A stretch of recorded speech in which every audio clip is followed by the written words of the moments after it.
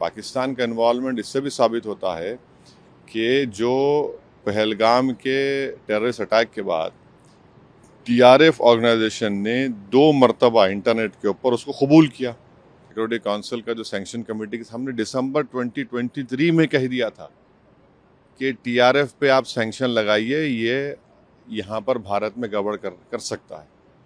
आज जो सुबह में हम बहरीन के डिप्टी पीएम हैं शेख खालिद बिन अब्दुल्ला अल खलीफा, फिर उसके बाद जो शूरा काउंसिल के चेयरमैन हैं हिज एक्सेलेंसी अली बिन सालेह अल सालेह, और फिर जो फर्स्ट डिप्टी स्पीकर हैं हिज एक्सेलेंसी अब्दुल नबी सलमान अहमद साहब के साथ और कौंसलर रिप्रेजेंटेटिव के साथ हमारी मीटिंग हुई।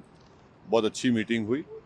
उसमें तमाम ग्रुप ने जो जय पांडा उसकी क़यादत कर रहे हैं, हमने भारत का पक्ष रखा।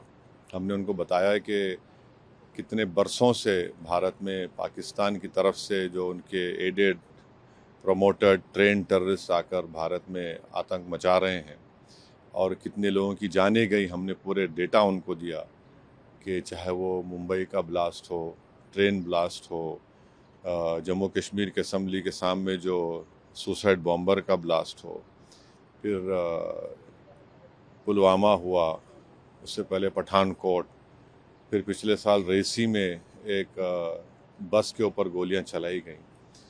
तो हमने बताया कि ये पूरा इसके जिसमें ट्रेडमार्क्स पाकिस्तान के हैं। और एक बात हमने बताई कि जो टीआरएफ ये जो टेररिस्ट ऑर्गेनाइजेशन है, 1262 जो सिक्योरिटी काउंसिल का जो सैंक्शन कमेटी के सामने दिसंबर 2023 में कह दिया था कि टीआरएफ पे आप सैंक्शन लगाइए, ये यहाँ पर भारत में गड़बड़ कर सकता है। तो टीआरएफ के बारे में अभी से हमने बोले, दिसंबर 2023 से सरकार ने यूएन सिक्योरिटी काउंसिल को 1262 को सैंक्शन का बता दिया।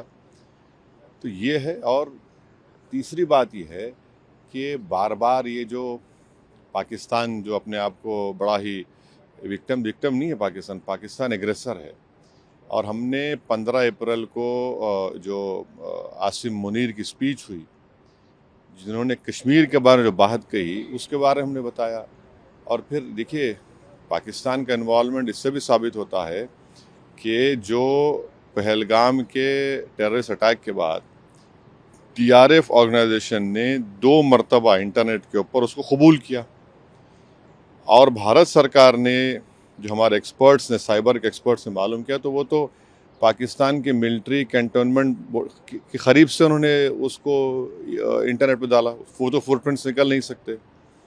और तीसरे, हमारी देश की जो प्रीमियर इन्वेस्टिगेटिंग एजेंसी एनआईए ने केस रजिस्टर किया है, तो इसमें पूरा इसका इन्वॉल्वमेंट है। और फिर भारत तरफ से जो एक्शन लिया गया, तो पहले 9 मुकामात को हमने निशाना बनाया जो यूनाइटेड नेशन के डेजिग्नेटेड टेररिस्ट ऑर्गेनाइजेशंस का ऑफिस है, और पाकिस्तान ने बेहूदगी की। तो फिर 9 और 10 को वो एयर बेसिस पर उनको सबक सिखाया गया। तो ऑल इन ऑल हम बता रहे हैं कि भारत तो चाहता ही नहीं है, मगर कंटिन्यूसली एक पड़ोसी मुल्क भारत में इंस्टेबिलिटी पैदा करना चाह रहा है, भारत में हिंदू मुस्लिम नफ़रतों को बढ़ाना चाह रहा है, और उन्हीं के पास से ये टेररिस्ट आते हैं, ये सब तमाशे करते हैं।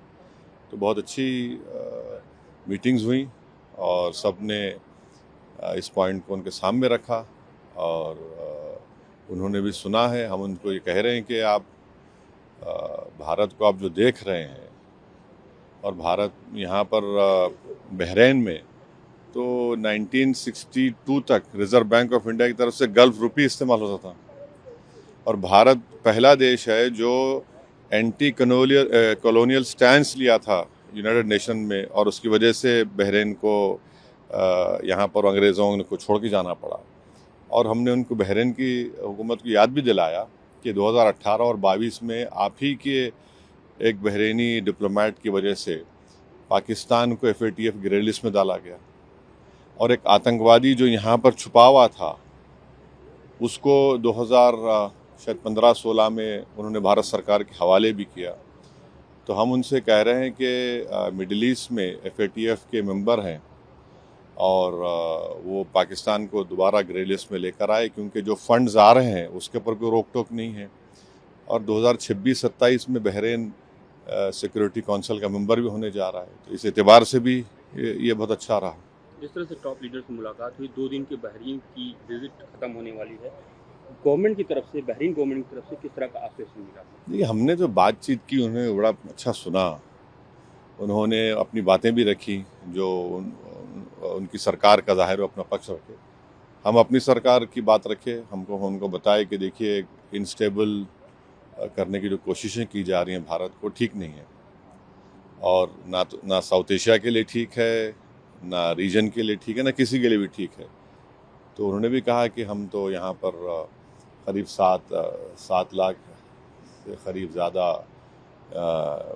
नॉन बहरीन रहते हैं, उससे बड़ा हिस्सा हमारे करीब 2 लाख मलयाली इंडियंस रहते हैं, फिर कर्नाटका के हैं, तेलंगाना आंध्रा के हैं और मुख्तलिफ भारत के लोग यहाँ पर रहते हैं।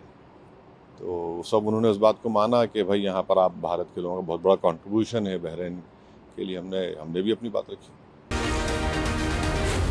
Zee News.